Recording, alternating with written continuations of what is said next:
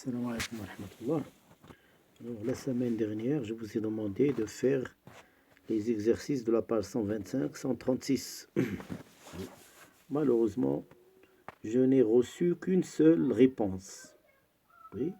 Les autres élèves, vous ne m'avez pas envoyé vos réponses pour que je puisse vous donner la réponse le jour suivant, comme je vous ai promis. C'est pourquoi donc je suis resté donc dans l'attente de réponse de vos parts et malheureusement j'ai pas reçu de réponse. Donc je vais maintenant vous montrer comment on procède, comment on fait ce travail. Donc on vous a donc demandé donc de faire le synopsis d'une nouvelle. Le synopsis, ça veut dire le résumé. Et on vous a encore demandé dans une des questions, donc il y a la question 1 et 2. Dans l'autre question, on vous a demandé de donner la structure narrative de la nouvelle en 5 étapes.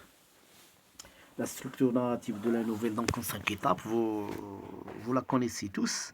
Donc ça commence par la situation initiale. Oui, certains l'appellent la situation stable.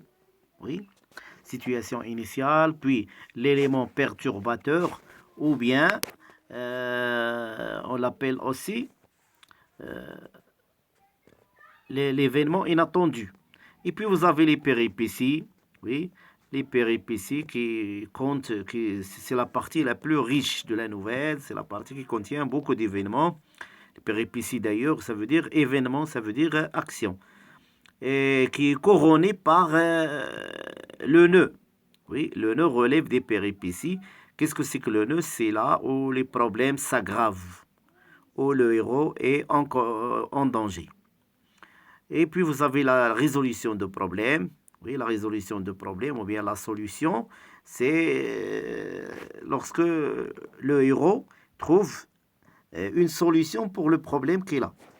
Et puis la dernière étape, c'est la situation finale. Ça veut dire le retour de la vie calme, le retour de la vie qui va devenir plus heureuse ou bien plus malheureuse. Mais de toute façon, ça va être la vie de tous les jours. Oui. Et il peut finir par une chute.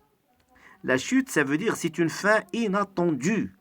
Oui, une fin à laquelle personne ne s'attendait. Donc pour l'événement, donc pour la nouvelle que nous avons choisie, donc nous avons choisi la nouvelle de la parure. Oui, avec les élèves de 3e APIC 1, les élèves de 3e 7 et les élèves de 3e 8. On a opté pour ça. Donc pour l'étape 1, la situation initiale. Le synopsis de la nouvelle. Donc, vous avez donc le premier événement de la vie stable, c'est les Loisel, monsieur et madame Loisel. Attention, ils ne portent pas de S. Les noms de famille, lorsqu'ils sont en pluriel, ne portent pas de S. Les Loisel mènent une vie calme malgré leur pauvreté.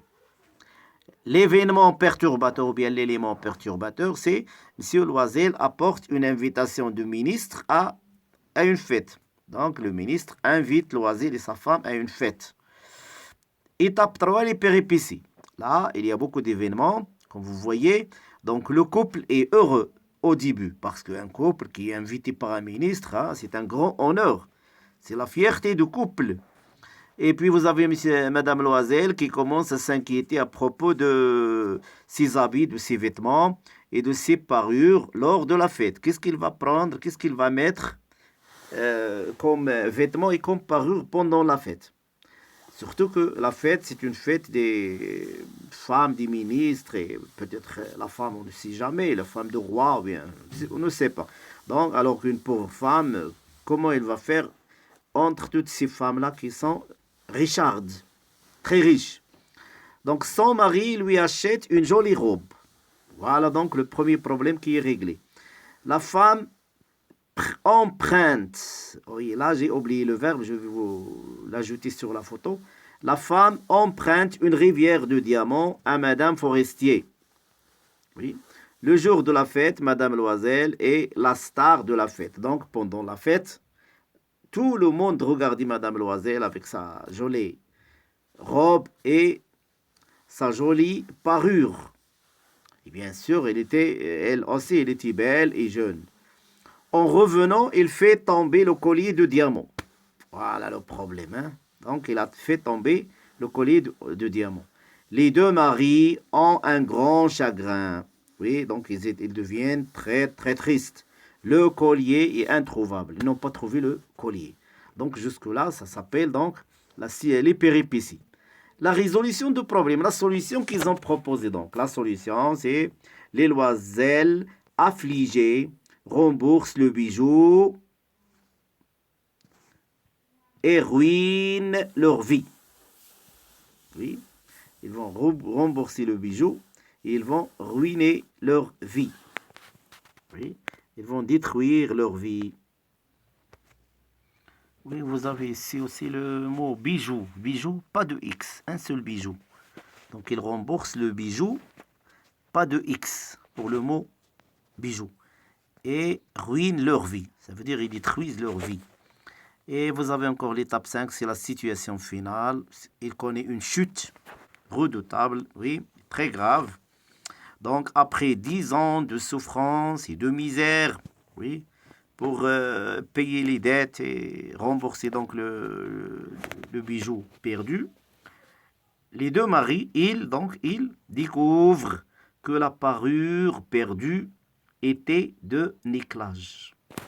Oui, une parure de nickelage qui te coûte presque rien. Et il a donc coûté 10 ans, oui, à monsieur et madame Loisel, 10 ans de misère, 10 ans de travail très dur, des travaux, si j'ose dire, travaux forcés, oui, et ils ont vieilli hein, pendant cette période-là. Donc voilà donc le synopsis de la nouvelle, oui, ce qu'on appelle le synopsis de la nouvelle.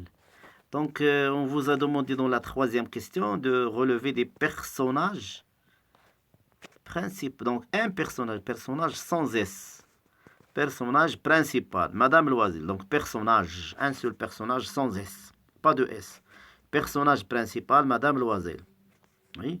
Personnage secondaire, cette fois-ci les deux portent deux S, oui. Madame Forestier, le ministre, le joaillier, et ainsi de suite. Oui. Voilà donc pour les exercices d'aujourd'hui. Je vous souhaite bon Ramadan et à bientôt.